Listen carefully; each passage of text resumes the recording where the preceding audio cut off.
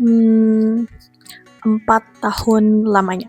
Ya, itu tuh benar-benar waktu yang cukup lama ya untuk menyelesaikan master dan PhD, pindah ke negara baru, ke negara asing, dan berubah menjadi orang yang benar-benar hampir tidak aku kenali, meskipun itu adalah diri aku sendiri. Bukan karena fashion aku yang berubah, bukan juga karena cara ngomong aku yang campur-campur English, Chinese, juga Indonesia, bukan, that's not the big point of mine. Tapi karena cara aku melihat dunia yang sudah semakin berubah, cara aku melihat manusia yang juga sudah ikut berubah, dan tentu saja cara aku melihat diri aku sendiri yang totally changing, gitu ya. Nah, oke, jadi aku datang ke China sini 4 tahun yang lalu, teman-teman, sebagai mahasiswa master, dan sekarang aku tahun kedua mahasiswa PhD. Ya, pertama kali aku datang ke sini, aku tuh banyak banget takutnya, takut nggak ada yang aku kenalin gitu kan, takut nggak bisa ngikutin speed orang-orang di sini, takut aku ditinggalin, takut aku sendirian, dan berbagai macam ketakutan lainnya.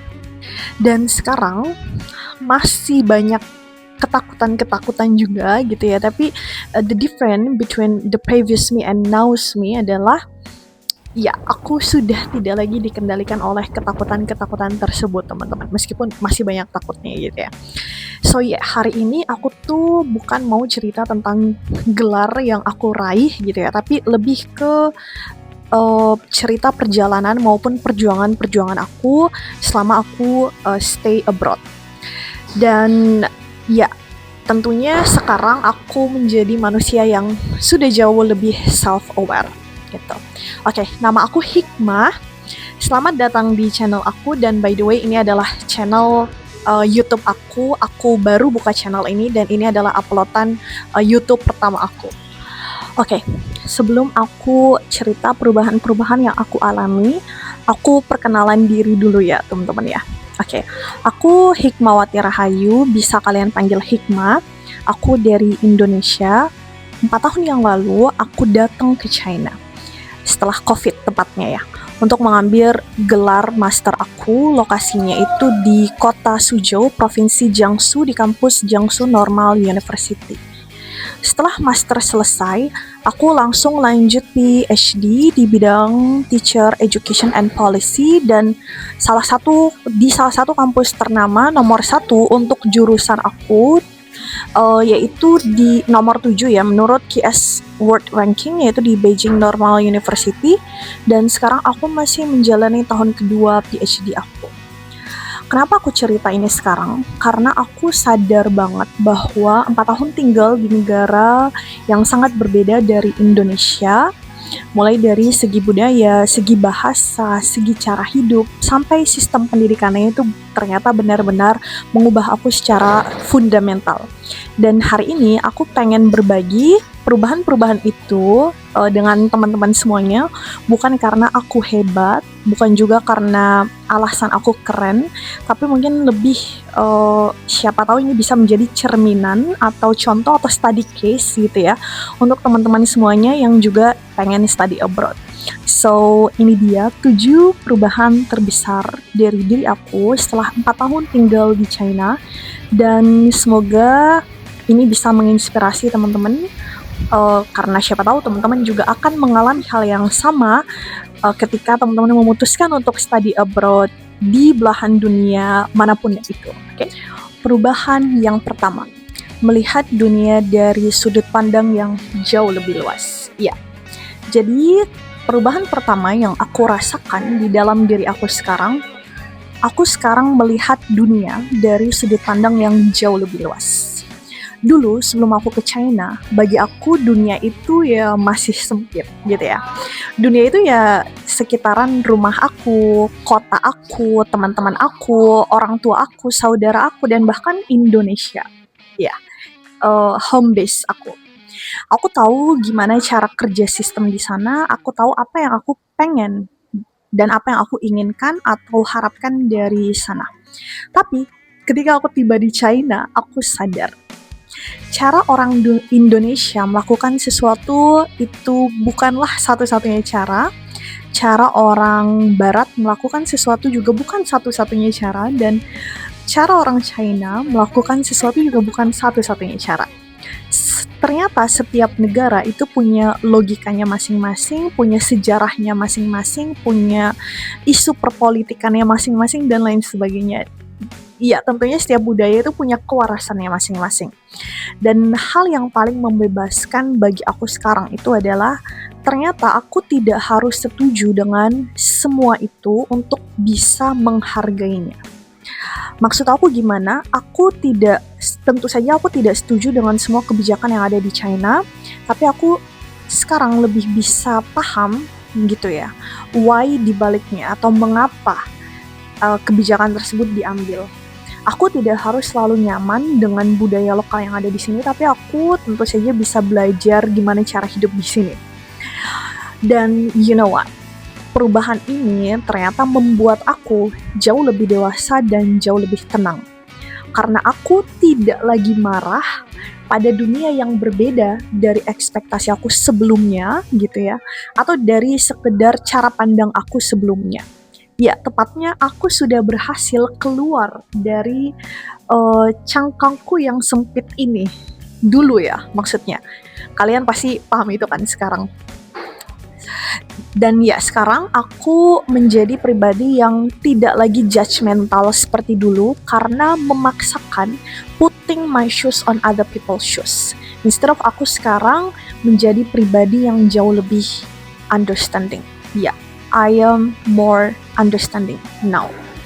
Dan bagi aku it's very transformational dari segi pengalaman, pertumbuhan aku secara personal, pemahaman, pengetahuan, insight aku, kedewasaan dan lain sebagainya. Perubahan yang kedua, kenal dengan teman dari belahan dunia lain mengubah cara pandang aku tentang manusia. Ya, perubahan kedua, berteman dengan banyak orang dari berbagai belahan dunia yang berbeda, ternyata benar-benar mengubah cara pandang aku tentang manusia. Di kampus aku, di Jiangsu maupun di Beijing ini, tentunya teman-teman aku datang dari berbagai belahan dunia ya. Dari Pakistan, dari Kazakhstan, dari India, Thailand, Vietnam, Amerika Serikat, British, Jerman, Afrika Selatan, dan berbagai macam lainnya. Dan aku belajar sesuatu yang sebenarnya cukup sederhana, but it's very profound. What is that? Pada akhirnya manusia itu semua sama, tapi berbeda. Apa tuh maksudnya? It's very paradox ya. Statementnya sangat paradoks. Sama itu maksudnya adalah kita semua ingin dicintai, kita semua punya rasa rindu akan rumah, kita semua takut gagal, kita semua ingin dihargai, ingin dicintai, kita semua bisa sedih, bisa marah, bisa bahagia, dan lain sebagainya. Berbeda itu maksudnya adalah setiap orang punya karakter yang berbeda-beda, setiap orang berasal dari background yang berbeda-beda, yang pada akhirnya menghasilkan yaitu cara berpikir yang berbeda, cara merespon terhadap situasi yang berbeda, cara mengekspresikan emosi yang berbeda, dan ya masih banyak perbedaan-perbedaan lainnya gitu ya. Tapi yang terpenting adalah jalan kita semua untuk mencapai hal tersebut ternyata juga berbeda-beda karena setiap orang punya tujuan yang juga berbeda-beda. Teman aku dari Pakistan mungkin jauh lebih kolektif ya. Teman aku dari Rusia jauh lebih individualis. Teman aku dari Thailand mungkin jauh lebih tidak suka dengan konfrontasi. Dan aku dari Indonesia mungkin jauh lebih hangat dan cair orangnya gitu ya. Tidak ada yang salah dengan itu semua. Dulu mungkin aku itu lumayan cepat untuk judging atau untuk menilai, menghakimi sesuatu yang berbeda dari diri aku. Tapi sekarang transformasi terbesar dari diri aku adalah aku jadinya jauh lebih penasaran gitu ya, dan lebih berusaha untuk paham daripada sekedar menghakimi dan menilai sepihak gitu ya, tanpa tahu keseluruhan perjalanan orang.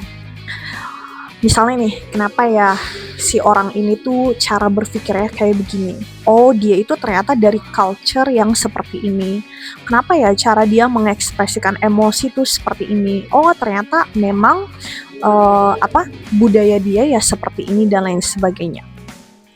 Dan tahu nggak teman-teman, perubahan ini ternyata membuat aku jauh lebih lembut hatinya dan terbuka wawasannya. Karena aku sadar setiap orang ternyata adalah hasil dari perjalanannya masing-masing, termasuk aku sendiri. Perubahan yang ketiga, dari yang tergantung dari validasi orang, sekarang menjadi jauh lebih percaya diri dengan keputusan aku sendiri. Aku dulu orangnya tuh masih sangat butuh sama validasi orang, entah mungkin itu validasi dari keluarga aku sendiri, dari orang tua aku, dari teman-teman aku. Tapi you know what, sekarang aku sudah jauh lebih percaya diri dengan keputusan-keputusan aku sendiri. Aku jujur, ini perubahan yang paling sulit ya menurut aku, karena tinggal di negeri orang itu ternyata juga sangat membantu dalam pembentukan jati diri aku, atau aku pinjam istilahnya dari Carl Jung ya, yaitu individuation. Apa itu individuation? Ini dia. Oke. Dulu aku tuh senang banget kalau dapat pujian dari dosen, ya kan. Aku juga defensif kalau dapat kritik dari orang lain, apalagi mungkin kritiknya mungkin tajam, lumayan tajam seperti itu. Aku juga butuh banget dibilang kamu tuh pintar ya. Untuk pada akhirnya aku tuh merasa pintar gitu ya. Tapi you know what, selama aku di China, aku sadar bahwa validasi eksternal itu bukanlah sesuatu yang aku perlukan lagi gitu ya. Maksudnya gimana?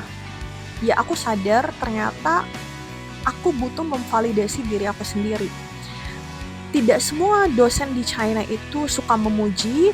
Supervisor nggak akan selalu bilang kamu tuh hebat ya, paper kamu tuh bagus ya, tulisan kamu tuh bagus dan lain sebagainya. Dan teman-teman juga pada sibuk dengan urusannya masing-masing ya teman-teman ya. Jadi aku secara langsung dipaksa untuk bisa memberikan validasi yang aku butuhkan itu ya pada diri aku sendiri, atau aku bilang tadi adalah self validation. Jadi validasi itu dimulai dengan aku bertanya ke diri aku sendiri gitu ya, am I doing my best gitu kan, what the evaluation I need to still work on. Kemudian apakah aku belajar sesuatu nih hari ini, atau dari kegiatan yang lalu, atau dari organisasi yang lalu dan lain sebagainya gitu ya. Dan pada akhirnya dengan secara perlahan atau sangat pelan gitu ya, aku ya mulai percaya dengan penilaian aku sendiri gitu kan. Ya bukan karena aku menjadi sombong pada akhirnya, tapi aku jauh menjadi lebih self-aware. Ya, self-awareness itu skill yang aku dapatkan ya tentunya. Aku tahu sekarang kelemahan aku tahu sekarang kekuatan aku, strength and my weaknesses, dan aku tidak perlu lagi orang lain untuk mengkonfirmasi kedua hal tersebut, karena I know it.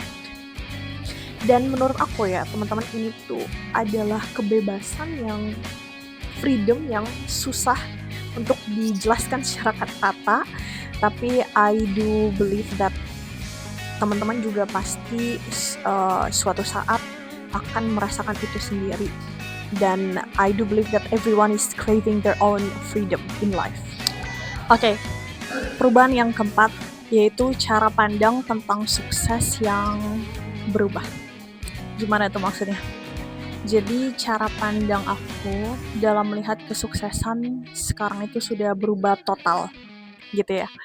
Jadi dulu sukses itu menurut definisi aku itu adalah selalu dapat IPK tinggi, bisa lulus tepat waktu, punya gelar yang banyak, gelar yang bagus gitu ya, bisa dapat pekerjaan bergengsi dan lain sebagainya. Tapi tahu nggak, sekarang definisi itu ternyata terasa kosong bagi aku. Maksudnya terasa kosong tuh gimana ya? Jadi aku bertemu banyak banget orang di China sini yang sukses secara akademik, tapi kosong secara jiwa maupun spiritual. Aku juga bertemu banyak orang yang mungkin belum punya banyak gelar gitu ya, tapi mereka bisa tetap happy hidupnya, meaningful, like to help each other, dan lain sebagainya. Ternyata ya manusia itu ternyata sedinamis itu, teman-teman. Jadi sekarang definisi sukses aku itu adalah mampu hidup sesuai dengan nilai-nilai yang aku percayai tanpa mengorbankan kesehatan mental aku dan relasi baikku dengan orang lain. That's it. Okay. Bukan berarti aku tidak peduli dengan IPK atau karir. Aku pun juga sekarang masih berjuang dalam studi dan karir aku. Tentu saja karena because I'm an ambitious woman. Tapi menurut aku itu bukanlah segalanya sekarang. Definisi-definisi sukses di atas tadi itu ternyata belum cukup jika saja aku mengabaikan hal-hal misalnya seperti bisa tidur nyenyak nih karena tidak ada konflik di hari itu. Aku bisa menatap cermin dan merasa cukup gitu ya ketika aku melihat diri aku sendiri. Aku bisa membantu orang lain tanpa kehilangan diri aku sendiri. Aku bisa punya mental clarity, emotional clarity, intellectual capacity yang menurut aku terbilang enough gitu ya, dan bisa berbagi kesenangan mulai dari hal-hal kecil aja, sederhananya seperti itu ya, kepada orang-orang terdekat aku.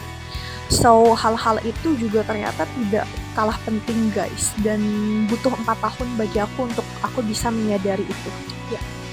Perubahan yang kelima yaitu dalam segi menavigasi ketidakpastian dan survival skill. Maksudnya gimana tuh? Jadi kemampuan aku dalam navigasi ketidakpastian dan survival skillku bisa dibilang meningkat lumayan drastis lah ya. Jadi dulu itu aku orangnya very idealist dan lumayan perfectionist gitu ya. I want and I need to control everything. Misalnya nih aku udah benar-benar planning gitu ya, beberapa bulan ke depan gitu ya, tahun ke depannya itu gimana, apa aja yang aku mau, bahkan 5 tahun ke depannya. Tapi ternyata semenjak aku tinggal di China sini, sesuatu yang aku pelajari adalah dari hasil refleksi aku, tidak semua itu bisa berjalan sesuai dengan apa yang aku planning.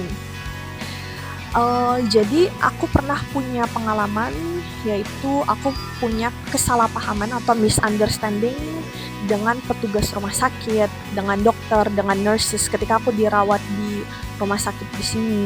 Aku harus belajar mengurus banyak administrasi sendirian selama di sini, bolak-balik sendirian dan lain sebagainya. Aku nggak selalu dapat roommate yang bisa akur sama aku atau bisa diajak kerja sama, yang which is ini sangat melelahkan secara mental dan emosional. Aku juga merasa kesulitan mendapat teman dekat ya yang bisa terkoneksi secara emosional dan nyambung secara cara berpikir gitu ya. Jujur ini ternyata susah banget teman-teman, ini butuh tahunan ya. Dan aku juga sering banget, bukan kadang, yaitu merasa kesepian atau merasa terisolasi. But ternyata semua masalah-masalah di atas itu berhasil membuat aku jauh lebih kuat. Itu yang tadi aku sebut dengan survival skill ya. Dan sekarang kalau misalnya ada masalah nih yang muncul gitu ya, aku nggak sepanik dulu dalam respons gitu ya. I would just say, oh, this is a new problem for me and what the solution I need to do. Jadi ternyata kemampuan untuk bisa tenang di situasi yang tidak stabil atau tidak pasti, menurut aku ini tuh kayak gelar bagi aku, dan ini kayak skill penting banget bagi aku yang aku dapatkan selama aku tinggal di China sini. Bukan sekedar PhD-nya, tapi survival skill di baliknya gitu ya. Nah, karena ijazah bisa hilang kapan aja, tapi ternyata kemampuan mengatasi masalah atau problem solving itu tuh bakal selalu melekat di diri kita. So, iya, jadi ini dia aku yang sekarang, bukan hikmah yang masih banyak takutnya atau bahkan masih takut mengambil keputusan-keputusan seperti 4 tahun yang lalu, tapi hikmah yang sekarang itu sudah jauh lebih melihat dunia secara, lebih luas gitu ya, tidak sempit seperti dulu lagi maksudnya, lebih lembut dalam menilai orang lain maupun dalam melihat situasi, tidak se-judgemental dulu, lebih percaya pada dirinya sendiri dan pada keputusan-keputusan yang dia ambil, punya definisi sukses yang sudah bergeser gitu, yang sudah berbeda, atau bisa dibilang juga lebih deeper, lebih profound dan lebih ekspansif, dan tidak lagi takut pada ketidakpastian atau uncertainty. Jadi pertanyaannya apakah China merubah aku? Ya, sangat. And it's very transformational. Tapi bukan China-nya yang ajaib, tapi pengalaman 4 tahunnya itu yang di dalamnya ada jatuh bangun, ada senang, sedih, kecewa, sendiri, bersama dengan teman-teman dan lain sebagainya, dan ya proses itu yang membentuk aku. Jadi kalau teman-teman di sini itu juga sedang mengalami masa transisi yang sama seperti yang aku alami, entah itu pindah kota, entah itu pindah negara, atau sekedar pindah fase hidup gitu ya. I need you to know everyone, kamu tuh nggak sendirian, teman-teman nggak sendirian. Perubahan itu memang ternyata di awal cukup menakutkan ya, tapi di balik semua itu, di balik perubahan itu ternyata ada versi diri kamu yang jauh lebih kuat. Jadi teman-teman sekarang hanya perlu cukup bertahan saja, cukup lebih lama bertahan, karena pada akhirnya teman-teman bisa menemukan versi-versi baru dari diri teman-teman masing-masing di balik ups and down, di balik proses yang cukup yang cukup profound tadi itu. Oke, so mungkin itu dulu cerita dari aku sekarang. Yang bisa aku bagikan ke teman-teman ya. Jadi kalau misalnya video ini itu menginspirasi teman-teman dan membuat teman-teman merasa tidak sendirian, jangan lupa di-subscribe ya. Karena kedepannya aku akan terus berbagi perjalanan studi PhD aku, kehidupan aku di China, refleksi-refleksi jujur aku tentang bagaimana menjadi manusia yang ingin terus belajar, yang ingin terus berkembang dan mau berubah menjadi jauh lebih baik. So, sampai jumpa di video selanjutnya teman-teman. Bye-bye.